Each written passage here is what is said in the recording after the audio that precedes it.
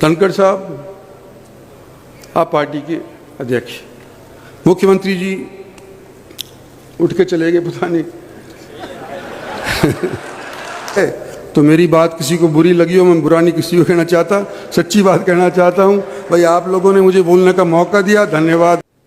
क्या हम वो 45 का आंकड़ा पार कर पाएंगे? जब तक खून के अंदर गर्मी नहीं आएगी हम चुनाव कैसे जीतेंगे? मैं नया नया आया हूं, पहले तौर तरीके सीख लूं। पहली बार इतनी भारी भारतीय जनता पार्टी की मीटिंग को संबोधित करने का मुझे अवसर आज मिला है। मेरा तो पहले भी था, तो बराला साहब हमारे प्रधान हुआ करते थे,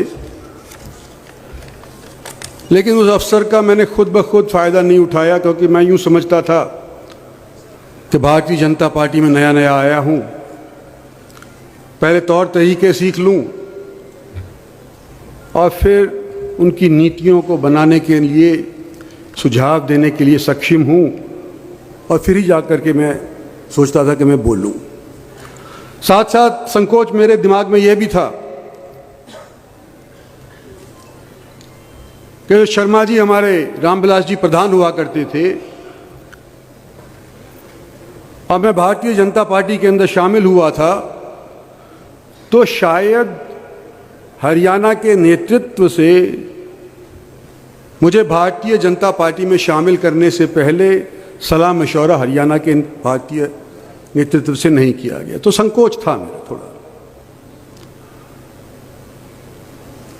और इतनी बड़ी कभी मीटिंग भी नहीं हुई थी। आज 8 साल का रंगा हुआ भारतीय जनता पार्टी का सदस्य होने के नाते आप लोगों से को संबोधित करने का मैं साहस कर रहा हूं।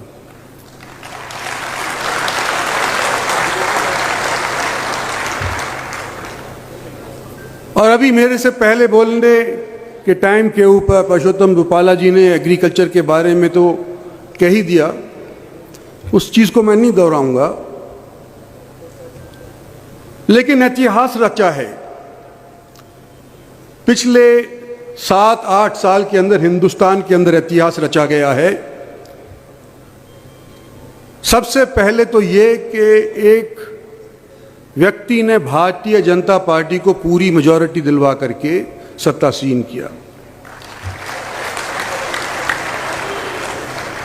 और सिर्फ भारतीय जनता पार्टी को सत्तासीन नहीं किया, मेजॉरिटी के साथ किया। कांग्रेस की सरकारें होती आती थी सत्तासीन,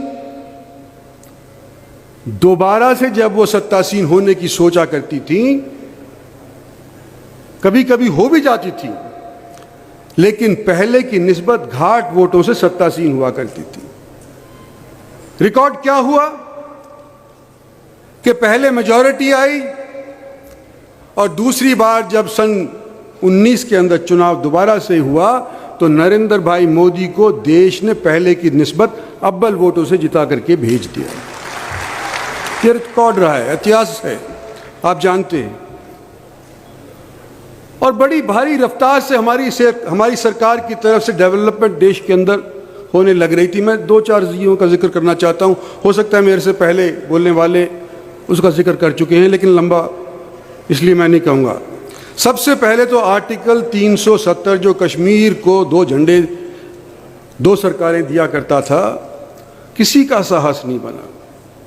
नरेंद्र भाई मोदी की सरकार ने 370 आर्टिकल हटा करके कश्मीर को हमेशा के लिए हिंदुस्तान का हिस्सा बना दिया।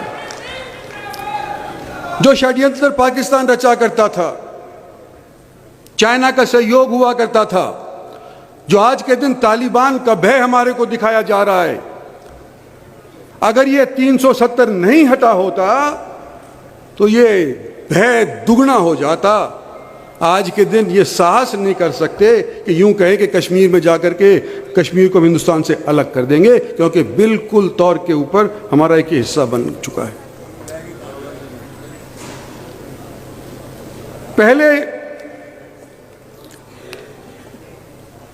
प्रधानमंत्री बनने के फैसले के बाद नरेंद्र भाई मोदी का रेवाड़ी के अंदर एक फंक्शन हुआ था। फौजियों ने किया था।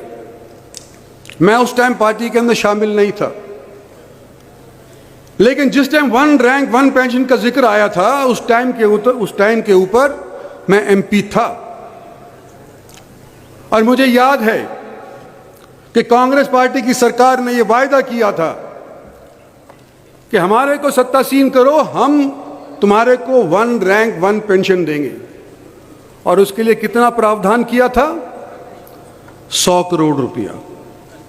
मतलब उंगली काट करके शहीद होने का जो कांग्रेस पार्टी का प्रयास था, वो भारतीय जनता पार्टी ने निरस्त किया। और पहले अनाउंसमेंट को पूरा करने के अंदर नरेंद्र मोदी की सरकार ने 8,500 करोड़ रुपया पहले साल के अंदर खर्च किया, जब 1 रैंक 1 पेंशन दी।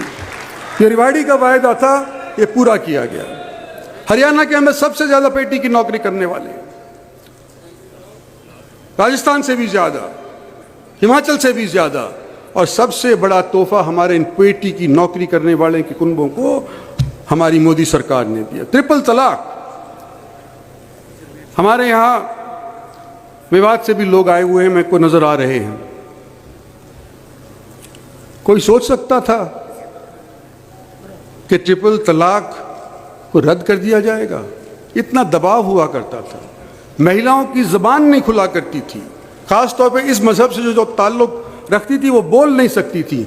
आज के दिन ट्रिपल तलाक का मुस्लिम महिलाओं के ऊपर जो तलवार लटकी हुई थी वो एकदम से समाप्त करी है, तो हमारी मोदी सरकार ने समाप्त करी है। और क्योंकि मैं डिफेंस मंत्रालय में रह चुका हूं, मैं ये कहना चाहता हूं,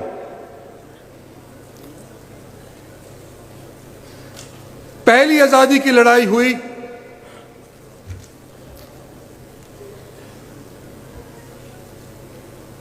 1857 से। भारत आजादी की लड़ाई हुई, सन 47 के अंदर आजादी मिल गई। उससे पहले पहला विश्व युद्ध हुआ, अनेक सैनिक हमारे देश के अंदर तो छोड़ो, बाहर जाकर के मारे गए। दूसरा विश्व युद्ध हुआ और मारे गए। 62 का लड़ाई हुई, 65 की लड़ाई हुई, 71 की लड़ाई हुई, कारगिल हुआ। जो लोग मारे गए थे उनके लिए हमारी कांग्रेस पार्टी की सरकार ने कभी भी दूसरी इमारत बनाने की सोची ही नहीं। सिर्फ इंडिया गेट अंग्रेजों का बनाया हुआ मेमोरियल हमारे देश के अंदर स्थापित था। पहली लड़ाई विश्व की जो थी, उसके अंदर जो शहीद हुए थे उनका नाम वहां पर लिखा गया। मोदी सरकार ने आज के दिन सभी सैनिकों को जो मारे गए हैं उनके लिए एक न केवल संग्रहालय बनाया है, लेकिन एक नया मेमोरियल भी दिल्ली के अंदर स्थापित किया है, उनको मान सम्मान देने के लिए।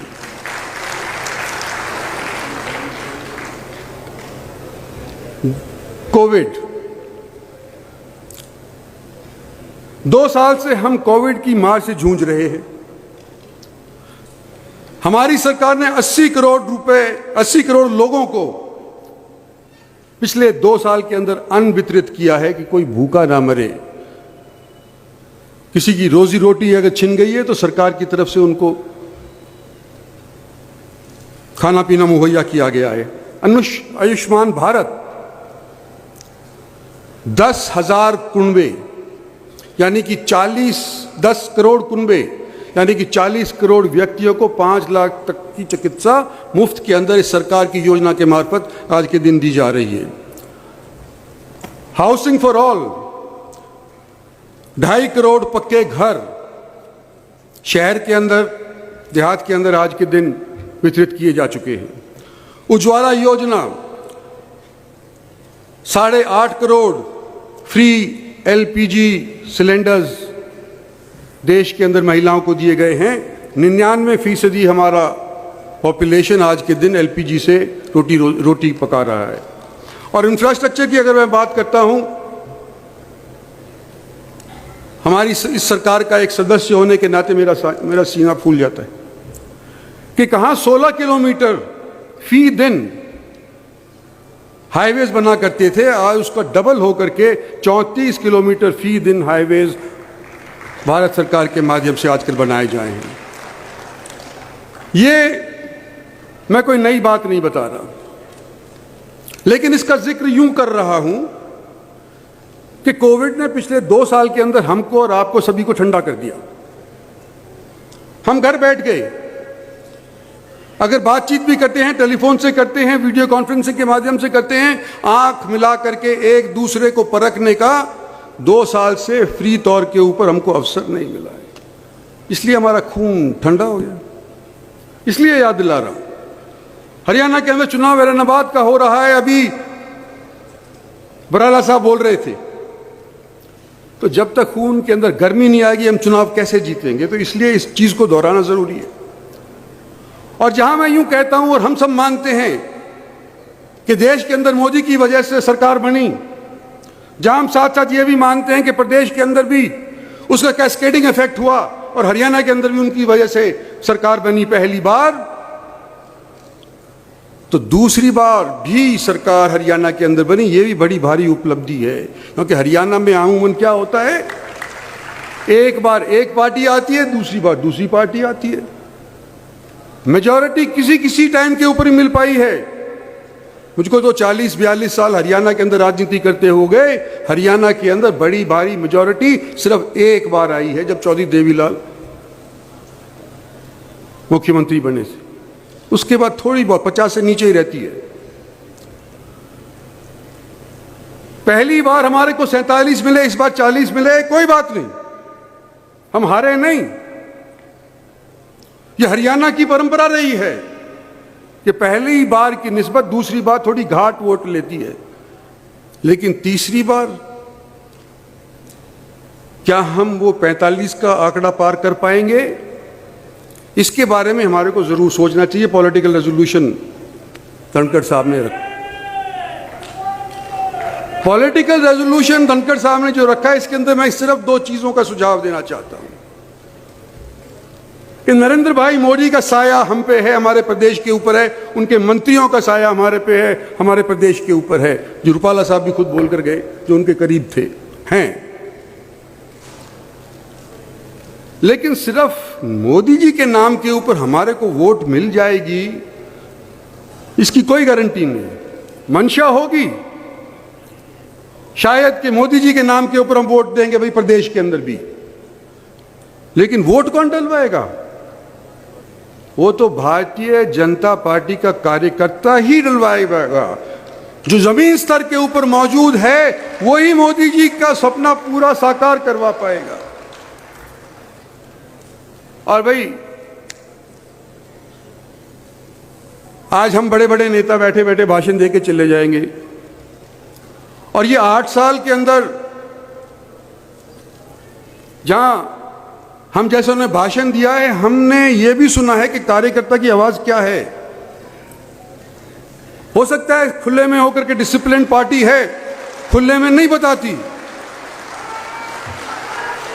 लेकिन कार्यकर्ता की आवाज जब तक नहीं पहुंचाई जाएगी हमारी सरकार को और हमारी पार्टी तक को, तो ये वोट जिसका हम जिक्र कर रहे हैं, तीसरी बार विजय होने का जिक्र कर रहे हैं, कैसे होगा? धनखड़ साहब, आप पार्टी के अध्यक्ष, मुख्यमंत्री जी उठ के चले गए, पता नहीं लेकिन मेरी गुजारिश है आपसे और सभी यहां साथियों से और दिल्ली के प्रतिनिधियों से भी, एक कार्यकर्ता का मनोबल नहीं टूटना चाहिए।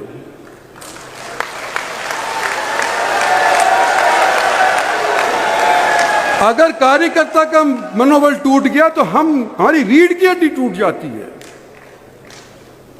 और हम काम करें, जिले के अंदर करें, क्या अफसरों के माध्यम से करेंगे? जिन लोगों ने सारी जिंदगी लगा दी भारतीय जनता पार्टी को पनपाने की, उनकी सुनी ना जाए और अफसरशाही की सुनी जाए, तो ये कितने दिन चलेगा? हमारे को तो पार्टी वाले वो नहीं पन पाया है, पार्टी का ही नेता हमारा प्रधानमंत्री बना है। और मेरा तो गुजारिश यही है कि अगर कभी किसी भी जिले के अंदर, तहसील के अंदर, ब्लॉक के अंदर, पन्ना के ऊपर, पन्ना प्रमुख के ऊपर या जो दूसरे पदाधिकारी होते हैं उनके ऊपर अगर कभी तुलना करनी पड़ जाए तो हमारे वर्कर की बात अव्वल होनी चाहिए, अफसर की नीचे होनी।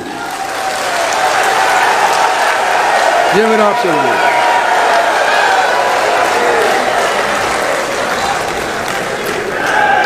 और मैं एक चीज और करके समाप्त करता हूं, लंबा चौड़ा भाषण मैं नहीं दूंगा।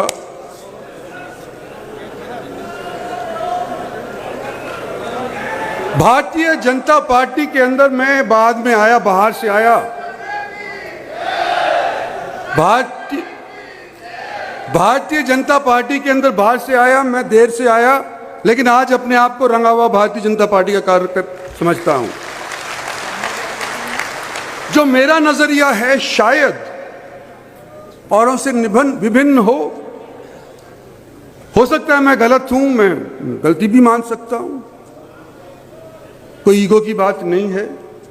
पर मेरा देखने को यह मिला है मेरे 40-45 साल के राजनीतिक जीवन के अंदर कि मूल्य रूप से जो न्यूक्लियस भारतीय जनता पार्टी का वोट का है वो शहरों के इर्द गिर्द भनकता है। जो लोग शहरों के अंदर हैं वो पहले से ही भारतीय जनता पार्टी के न्यूक्लियस थे, जिनके बाद औरों को जोड़ा गया, किसान को, मजदूर को, बैकवर्ड को, औरों को जोड़ा गया।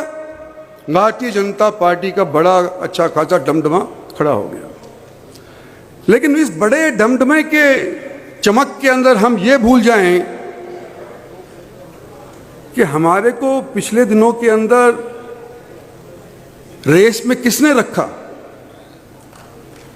जो भारतीय जनता पार्टी का शुरुआत से वोटर था उसने रखा, जो वर्कर था उसने रखा। और हमारे एनसीआर रीजन बहुत लंबा चौड़ा हो गया, अलवर तक चला गया एक साइड के ऊपर, करनाल तक चला गया दूसरी साइड के ऊपर, पलवल तक चला गया तीसरी साइड के ऊपर। जो डिमोलिशन सुप्रीम कोर्ट के माध्यम से हो रही है या उनके कहने के मुताबिक हो रही है, उसका उस वोट बैंक के ऊपर बड़ा गलत असर पड़ रहा है। मैं ये कहना चाहता हूं, रोजाना गुड़गांव के अंदर, फरीदाबाद के अंदर तोड़ने के लिए आ जाते हैं, जेसीपी लेकर के तोड़ जाते हैं। भाई हम नहीं कहते कि सुप्रीम कोर्ट की बात मत मानो, मानो, पर उसके अंदर कोई दुभांत नहीं होनी चाहिए। कभी ए गली का तो हम तोड़ गए, बी गली का नहीं तोड़ेंगे। ये जब आ जाती है कि भाई एक चाहे गलती उतनी ही बराबर की करे हो, लेकिन वो इंद्रजीत सिंह के कम करीब है तो उसका तोड़ा नहीं जाएगा, और जो किसी और के करीब है तो उसका तोड़ा जाएगा। तो एक तो ये डिमोलिशन जो है, अगर हमको दोबारा से सोच विचार करना भी पड़े या सुप्रीम कोर्ट का भी करना पड़े, तो एक नजरिए से, एक नजर से होनी चाहिए। और जो लोग जिनका घर टूट गया, चलो उनको संतोष भी आ जाएगा अगर बराबरी रखी गई। लेकिन जिन लोगों ने उनको बिजली का कनेक्शन दे दिया, जिन लोगों ने उनको पानी का कनेक्शन दे दिया, रोड की सुविधा दे दी, सीवर दे दिया, और वही लोग उस शहर के अंदर 20 साल तक पड़े रहे अफसरान, तो क्या उनके खिलाफ कार्रवाई नहीं होनी चाहिए? कि जिन्होंने लोगों के पैसे लगवा दिए, पैसा लेकर के कनेक्शन दे दिया, सीवरेज दे दी, और आज सुप्रीम कोर्ट की डमडमे के तौर के ऊपर आकर उनके घर तोड़ दिए गए, तो जिनके घर तोड़ गए तो बेसहारा हो गए, और वो अफसर वहीं की वहीं टिके रहे। क्या इसके बारे में भी हमारे को पार्टी के लेवल के ऊपर सोचना चाहिए? ये मेरा आप लोगों के बीच के अंदर है, क्योंकि पार्टी को पूरी तरह से पनपाने के लिए इस चीज़ के ऊपर विचार करना चाहिए। ज़्यादा लंबा मैं इसलिए नहीं बोलना चाहता हूँ, और बड़े बड़े साथी हमारे बोलना पकाया है, तो मेरी बात किसी को बुरी लगी हो, मैं बुरा नहीं किसी को कहना चाहता, सच्ची बात कहना चाहता हूँ। भाई आप लोगों ने मुझे बोलने का मौका दिया, धन्यवाद।